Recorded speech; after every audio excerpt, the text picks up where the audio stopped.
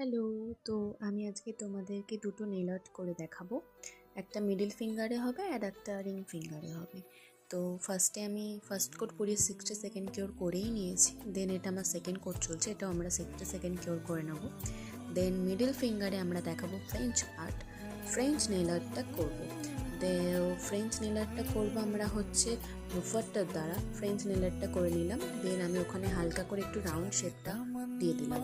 দেন ring ফিঙ্গারে আমি 3টে dot নেব, একটা ওই কোণে নেব, একটা উল্টো দিকের কোণে নেব। দেন ওটাকে একটুখানি ফ্লাওয়ার শেপ দিয়ে দেবো।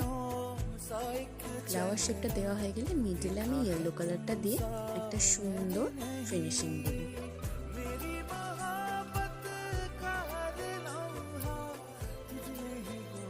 আমি মিডিলে ইয়েলো কালারের ডট দিয়ে 60 সেকেন্ড কিওর করে টপ কোট লাগিয়ে নেব। দেন এটা হচ্ছে ফিনিশিং লুক। কেমন হয়েছে জানি।